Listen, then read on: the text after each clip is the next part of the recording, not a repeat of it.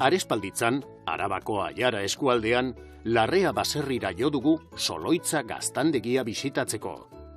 Laino itxiak oraindik ez diguzten inguruko paisaia zoragarria ikusten. Soloitza familia proiektu bat da eta duela 2 urte horren sustatzaileek bultzada berria eta sutsua eman zioten. Harreragunea zabala da eta bertan egiten dituzten esnekiak saltzeko gunea ere bada. Gaztandegia eta elaborazio eremua oso argitsuak dira lehiate zabalei esker. 3 atal daude, jogurtak, gazta urdina eta gazta freskoa. Gazta freskoa eskualdeko elaborazio tradizionalari egindako keinua da. Gazta urdina berriz, apustu berritzailea da. Proiektu hau guztia, Ziortza eta Enrike senarremazteek zuzentzen dute. Enrikeren arreba, Mila ere, bazkidea da. Guztira abeltzaintza eta gaztagintza batuta, 8 lanpostu sortu dituzte. Soloitza gaztandegian gaude, Arrespalditzan, Larrea baserrian, eta gaztandegia orain dela 2 urte martxan ipini genuela. Orduan, ongi etorri ona. Ziortzak Soloitza produktu sorta aurkeztu digu, eta sorta handitzeko asmotan dabiltza.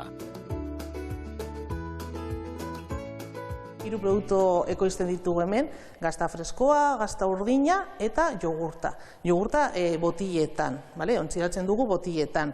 Egiten dugun guztia pasterizatua da, orduan. Hortik ikusten duzuen lehiatilatik, daukagu zisterna bat eta horrekin ekartzen dugu esnea.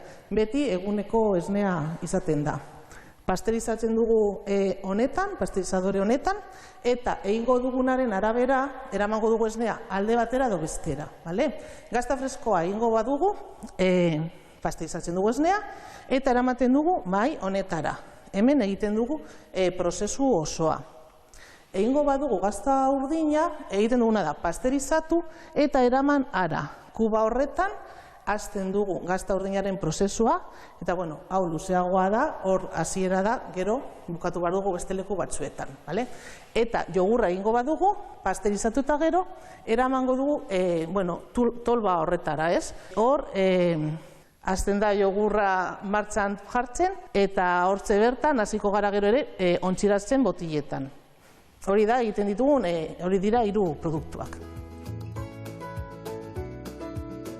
Larrea baserriko Soloitza gaztandegia duela 2 urte inauguratu zen, eta Ziortza 3 urtez trebatu zen puntako eskoletan. Artzain eskolan, Leartikerren eta Fraisoroko nekazaritza eskolan. Behin erabakita gaztandegi bat egitea, erabaki genuen, astea ikasten, nola egiten diren esnekiak. Orduan, kurtso ikastaro pila bat egin ditut, 3 edo 4 urtetan egon naiz egiten, eta gehienak hemen izan dira, Leartikerren, Markinan, Fraisoron, baina ere joan naiz Santanderrera edo Frantziara.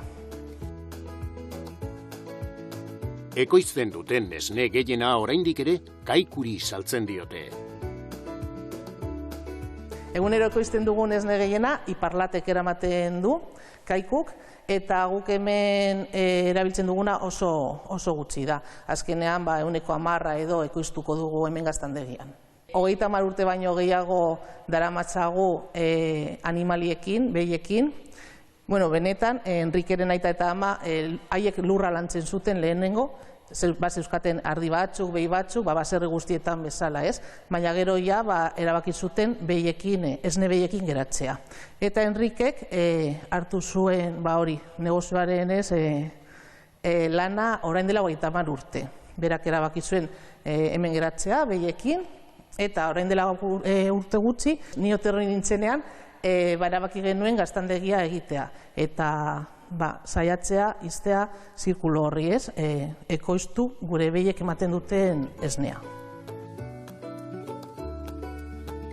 Gaztandegiaren goiko aldean, dastak egiteko eta bisitariak hartzeko leku bat dago. Begi batzuei esker, bisitariek elaborazio gunea eta 3 hotz kamerak ikus ditzakete korridoretik. Horrela, osasun arriskuak ekiditen dituzte. Gaztandegiaren goiko partean gaude, pasarela hau egin genuen, hemendik leiho batzuekin, eta horrela jendeak, zen bizitak egiten ditugu, jendeak ikus dezake nondik dauden produktuak, nola egiten ditugun, eta non gordetzen diren. Ikusi aldute prozesu osoa, baina barruan sartu gabe. Horrela ez da ezer kutsatzen, eta erakusten diegu zer egiten dugun. Eraikina egurrez eginda dago. Azkenean, eraikin bioklimatiko bat da, zen uste dugu oso garrantzitsua dela material naturalak erabiltzea, eta horrela ere autosufizientzia energetikoa lortzen dugu. Bisitak ugarituz doaz eta Soloitzan dastak eskaintzen dituzte inguruko beste produktu batzuk falta ez diren arren. Gaztak egiteko añanako gatza ere erabiltzen dute. Jende partikularra etortzen da, edo eskolak, elkarteak, erakusten diegu prozesu osoa. Prozesua eta batez ere gure proiektua zein den. Gero kata batzuk egiten ditugu, ematen diegu probatzeko, dastatzeko gure produktuak, eta beti laguntzen ditugu bertoko produktuekin. Azkenean uste dugu oso garrantzitsua dela, hemengo produktuak erabiltzea, eta horrela jendeak ezagutzeko. Salmentak batez ere aiaran egiten dituzte, baina merkatu berriak ireki nahi dituzte. Guk geuk banatzen ditugu, badaukagu furgoneta bat hotzarekin, eta guk egiten dugu banaketa, batez ere aiarako baiaran, azkenean gertuko produktuak dira, eta komertzioak txikiak dira, badaude frutadendak, arategiak, eta hortik banatzen ditugu produktuak. Lainoa jaso du, eta orain ganadutegia ikus dezakegu Gaztandegitik 200 metro eskasera. Instalazio bietan, energia zelikatzeko erabiltzen dituzten eguzki panelak nabarmentzen dira. Soloitzaren beste apustu bat jasangarritasunaren alde da. Ahaztu gabe, jogurten beirak birziklatu egiten dituztela. Etxaldean, Aritzek nahasketa prestatu eta abereen artean banatzen du. 100 hektarea erabiltzen dituzte ganaduaren jatekoa ekoizteko. Gutxienekoa erosten dute eta gainera hurbileko lekuetan. Behien nahasketa, elikadura, banandu dugu. Azkenean oso garrantzitsua da egiten dugun edo prestatzen dugun janaria, zeren, batez ere propioa delako, ez? Gu jasotzen dugu bazka, eta oso garrantzitsua da esan dugunez, zeren, gertuko belarra da, gertuko bazka, gu jasotakoa, badakigu zer ematen diegun behiei, azkenean dauzkagu 100 hektarea edo guk lantzeko, lurra lantzeko, eta horrela ere gure ingurua zaintzen dugu, horrela garbi egoten da eta ikusten dugun moduan oso berde eta polita. 2021 jesteko 2 robot erosi zituzten, abereen ongizatea hobetzeaz gain, baserriko lanak erraztu egiten dituzte. 2012an jesteko 2 robot erosi genituen, eta horrek guzti aldatu zuen hemen, ez? Lurrak dauzkagu, lana pila bada, baina robotekin ezberdina da. Egin ahal izan dutena da turnatzea, ez? Ez dute guztiok lan egiten goizean edo arratsaldean, baizik eta turnoak egiten, txandak egiten dituzte, eta orduan haiek ere lasaiago daude, eta batez ere behientzako. Azkenean behiak lasaiago daude, bi aldiz ordez 3 jesten dira, eta haiek joaten dira nahi dutenean. Orduan, lasai daude, ez daudea impresionatuta, eta osasuntsuagoa daude. Abereen ongizatea eta elikadura funtsezkoak dira, baina genetika ere garrantzitsua da. Soloitzan, aberekinen nazia erabiltzen dute. Aberekin punta-puntakoa baita mundu osoan intseminazioaren alorrean. Garrantzitsua da etxaldean genetika lantzea, eta guk aberekinekin lan egiten dugu, ireki zutenetik, orduan urte asko daramatzagu haiekin lanean. Lehen sektorea funtsezkoa da landa eremuak zaintzeko, eta larrea baserria dugu horren adibide argia. Baserrien etorkizuna gizartearen esku dago, geure produktuak kontsumitu behar ditugu kalitate eta elkartasun irizpideengatik. Jaten baditugu produktuak gertuko, produktuak lekukoak ere kutsatzen dugu askoz gutxiago, zeren karbono aztarna hori txikiagoa da, eta azkenean oso egokia da ingurumenarako, ez? Eta gero, bertoko edo lekuko produktuak kontsumitzea, azkenean ere merkeatzen ditu, merkeagoak dira kosteak, eta guztiontzako askoz hobeto. Euskadiko lehen sektorea bizirik mantentzen du abeltzaintzak, baina etekinak lortzeko egin daitekeen inbertsiorik onena, proiektuetan ilusioa jartzea da. Hori oso ondo dakite Soloitza proiektuan parte hartzen duten guztiek.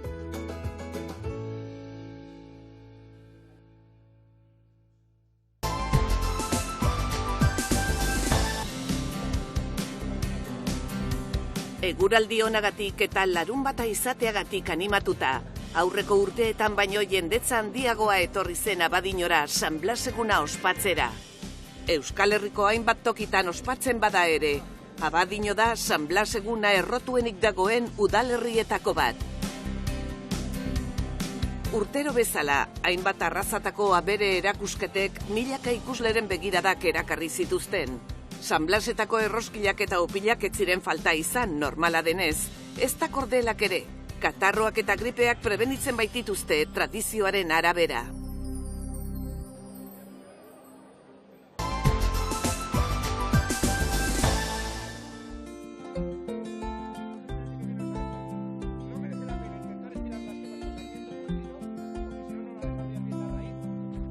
Zailako frutagintza estazioa Bizkaiko Foru Aldundiarena da eta bertako frutazainei ematen die zerbitzua 1903 azkeroztik.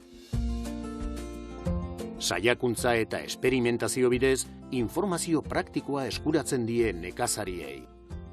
Orain gainera, upategi esperimental bat ere badu. Estazioak laguntza teknologikoa ematen die Bizkaiko txakolina eta Euskal Sagardoa jatorri izenei. Urtarrilaren 26an, profesionalak ez diren baserritarrei zuzenduta, jardunaldi bat antolatu zuten pipitadun eta kiwi arbolen inausketari eta landare osasunari buruz. Aurreko astean gauza bera egin zuten, baina mahatxondoak eta txakolina gaitza hartuta. Jardunaldia hasi aurretik, estazioaren zeregin eta misioetako batzuk zertan diren azaldu zigun urtzi teknikariak. Hemen Zallako frutagintza estazioan egiten duguna da alde batetik bertako bariedadeen kontserbazioa, bai frutarbolatan eta bai mahastian, material vegetala ekoizlei eta erabiltzailei eman alizateko, euren landaketetan txertatu alizateko material vegetal hori. Eta bestalde egiten dugu ikerketak laboreen hobekuntzarako. Bai alde sanitariotik, edo teknika berriengatik, edo bideratze sistema ezberdinak saiatzen doguz, gero sektoreari transmititzeko informazio guzti hori. Garrantzitsuena emaitzak sektorera transferitzea da, nekazariek euren mahatxondoetan eta fruta arboletan aplikatu ditzaten. Hemen egiten duguna oso garrantzitsua da, sektoreari pasatzea informazio hori, guk asumitzen dugulako arriskua, guk egiten dugu inbertsioak eta gaizkirtetzekotan guk gara galtzaileak, baina eurei informazio guzti hori emoterakoan ematen dutziegu abantaia txikitsu hori, euren ekoizpenetan hobekuntza lortzeko. Joan den astean egin genduna izan zen inausketa jardunaldi bat, zeinean azaltzen gendu zen osasun aldeak, landare osasunaren aldetik, ze gaixotasun eta nola tratatu ditzazketen gaixotasun horrek, eta gero bestalde egin gendun inausketa saio teoriko-praktiko bat, zeinean azaltzen gendun, bai Sagarrondo eta bai Kiwien inausketa nola egin beharko litzateken. Gaur egingo duguna da lehengo egunean egin zan saioan antzeko bat, baina Maastian zentrauta. Egingo dugu osasun sanitarioaren aldetik ze gaixotasun dauzen eta nola tratatu beharko lirateken, gero txakolina egiteko erabiltzen diren tekniketarako saio teoriko bat, eta amaitzeko inausketa saio teoriko-praktiko bat zelaian egingo dugu. Zailan, Bizkaiko txakolinaren barietateekin ez ezik, beste barietate batzuekin ere egiten dutelan gure ingurunera nola egokitzen diren eta nolako emaitzak ematen dituzten jakiteko. Zaiako frutagintza estazioan dekoguz hainbat matz bariedade, bai deo barruan dauzenak eta baita deoan sartzeko gaitasuna eukin dezaketenak. Alde batetik hemen dekoguz adibidez Hondarrabi Baltzan matz gazte batzuk, baita dekogu Hondarrabi Zurian matz nagusiagotxo batzuk, eta hor adibidez petikorbu bariedadeko mazti bat dago. Bizkaian batez ere bi landaketa sistema erabiltzen dira eta haietako bakoitzak inausketa mota bat behar du. Urtzik eta Zailako estazioko lantaldeak ataza hoiek nola egin azaldu behar zuten. Bizkaiko Maastian nagusiki bi inausketa mota egiten dira, alde batetik kordon roia deitutakoa, zeinean dau enbor bat eta bi beso, eta beso horietan hatzak edo jarrita dauz bi kimu bakoitzetik. Eta hortik urtengo lirateke adarrak eta mordoak. Eta gero beste teknika bat da guiot, bai bikoitza edo simplea, zeinean dauz alde batetik hatzak edo pulgarrak eta bestetik barak. Eta hemendik urtengo lirateke adarbarriak eta frutak. Inausketak urrengo uzta baldintzatzen du, baita datozen urteetako uztak ere. Maastian inausketa da lanik garrantzitsuenetako bat, hor definitzen dugulako zenbat usta eta horrekin binkulatuta dau zelako kalitatea lortuko dugun. Orduan guk inausterakoan esartzen dugu zenbat usta lortu nahi dugun eta zenolako garapena eukingo dauen mordo horrek. Urte hauetan joera berri bat nagusitzen ari da Maasti zaintzan. Errespetuzko inausketa deritzona. Bizkaiak ere bat egin du joera berriarekin. Lanak mekanizatu aurretiko inauste teknikak erabiltzean datza, frogaturik baitago landarearen garapena errazten dutela.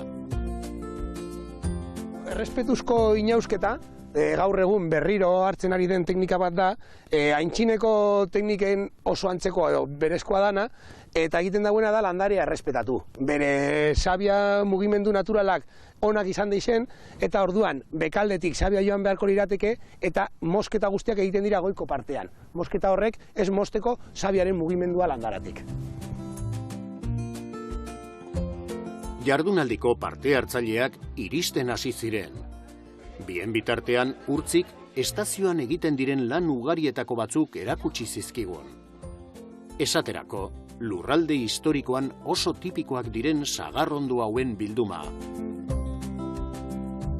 Zaiako frutagintza estazioan badekogu Bizkaiko bertako bariedadeen kolekzio bat. Bai mai sagarrak eta aktibitu bikoitza edo bietarako balio dabenak eta sagardo sagarrena.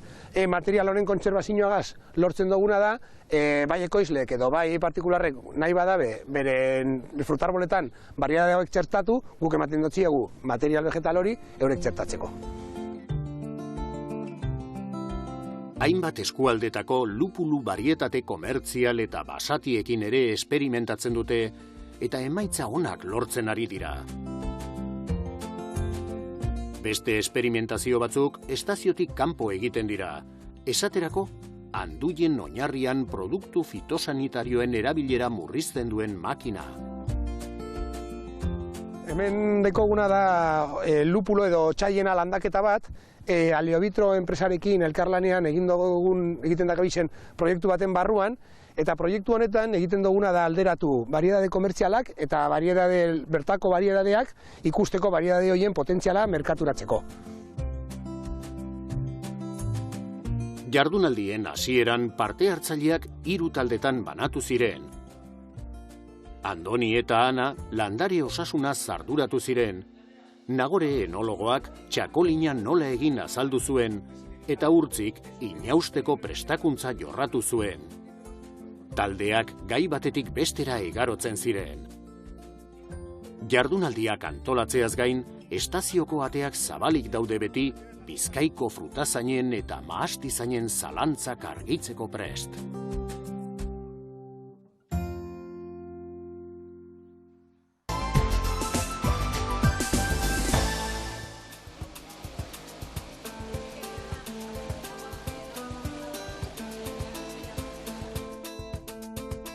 Alaznek, Edurnek eta Xabierrek delikatetxeren sorrera bultzatu dute Elorrion. Eta horretarako, oliosalda tradizional baten aldeko apustua egin dute. Horrez gain, hamburgesak, haragibolak eta konfiturak ere egiten dituzte. Orain, arantzago joatea erabaki dute, 0 hondakin helburuaren bila. Hori delata, ezurrez gezur izeneko proiektua lantzen ari dira, Artxandako ostalaritza eskolarekin eta Leartikerrekin batera. Saldan erabilitako oliasko hondakinak eta barazkiak aprobetxaturik pateantzeko jaki bat lortzen dute. Xabierrek hitzordua du Iratxerekin, Aitzolekin eta Asierrekin produktu berriaren partida handi bat egiteko. 10 kilo guztira. Llevamos todo el año desarrollando lo que sería... Urte osoa daramagu proiektuaren fase desberdinak lantzen. Eta lan horren guztiaren ondorioz, hau eskala ertainean nola egin dezakegun aztertu beharreko fasera iritsi gara. Azken batean, denoi ateratzen zaigu ondo babarrunak etxean prestatzea, baina handizka prestatzea ez da gauza bera. Proiektu eredua dagoeneko egiaztatuta daukagu. Baina hasierako helburuaz gain, beste aukera batzuk ere badaudela ohartu gara. Hau da, gaur egun bideragarriena eta etekintsuena produktua handizka ekoiztea dela ikusi dugu. Pues es el que vemos un poco que es más viable. Laurak ziur daude proba arrakastatxua izango dela, baina ziurtatu egin behar dute. Osagaiak, olioa, azenarioa, porrua, tipula eta ongailua makina honetatik igaroko dira birrintzeko, ore leun eta homogeneo bat lortu arte. Lan metodikoa da eta urrats bakoitza apuntatu behar da kantitate doiak eta birrintzeko denbora zehatza erabiliz. Egun batetik gora egosten egondako oliasko hondakinak izoztuta usten dira kuterrean. Makinak dagokion lana egiten du eta pixkanaka izotza gehitzen da, batez ere orea hotz mantentzeko. Ordu laurden bat geroago gutxi gora bera, kuterretik atera behar da oliasko orea. Orea are gehiago leuntzeko eta tamaina txikiko hondakinik ez dagoela ziurtatzeko, Aitzol eta Asier orea iragaztea arduratzen dira. Lan luzea da eta dagoeneko pentsatzen hasi dira lan hori mekanizatzean, ekoizpena ez trabatzeko. Orea iragazi ondoren, Iratxek lagin batzuk atera ditu Leartikerrera eramateko. Proiektuan zehar hainbeste lagin hartu ditugu, hemen lortzen ari garen oio pasta honen balio nutrizionala ezagutzeko. Eta proteina, gantzan kalidadea aztertuko dugu, produktu honen daskan nutriente horiek ezagutzeko. Barazkiak kuterrean ustu eta birrintze prozesua hasten da. Handik pixka batera, oliasko ore iragaziarekin nahasten da. Gero, gramoka neurtu eta ongailua gehitzen zaio. Listo! Lehen aldiz eskala handian egindako produktu berri bat prest daukagu. Bueno, pues lo que tenemos aquí es, digamos ya... Hemen daukaguna, olioak prozesatzeko hirugarren fasea litzateke. Euskaber markako arrautzak erruten dituzten olioak erabiltzen ditugu. Hoiekin egiten baitugu, geure produkturik onena, olio salda. 2 orduz dauzkagu egosten. Gero, ez horrekin beste salda bat egiten dugu. Beste 22 orduz egosiko ditugu, daukaten kolageno guztia ateratzeko. Eta 24 orduz egosten egon ondoren, gehiago egiterik ez dagoela dirudienean, honelako produktu bat sortzen da. Ogian igurtzi daitekeen jaki bat. Ikusten duzuenez, testuragatik patea dirudi. Olioak egosita eta zehatuta daude, eta salda egiteko erabili ditugun barazkia gehitu ditugu. Porrua, azenarioa eta atipula. Lankidetza taldeari esker, zapore oso ona eman diogu. Eta nutrizio balioei dagokienez ikusgarria da. Bai, nutrizioaren ikuspegitik jaki ederra atera zen. Para la nutrición. Artxandako Goi Ostalaritza Eskolan ezagutu dugu produktu berria. Iratxek azaldu digu zein den Lehartikerren ekarpena.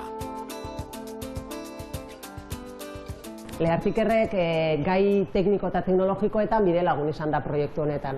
Bai, hasiera batetan eraldatu nahi genuen materiala karakterizatu genuen, egin genuen azterketa bat, jakiteko ze ezaugarri da zeuzkan materia horrek, eta ikusi genuen esan alde batetik zeuzkala ezaugarri nutrizional interesgarriak, bai, proteina kopuru altua, gantza sekan, asegabea gainera, eta gero bestetik zenbait ezaugarri organoleptikoak edo. Oraindik ere materia honek mantentzen zuen olio saldan zapore edo aroma hori, eta bestetik ere beste ezaugarri teknologiko batzuk zeuzkan, adibidez emulsifikatzailea.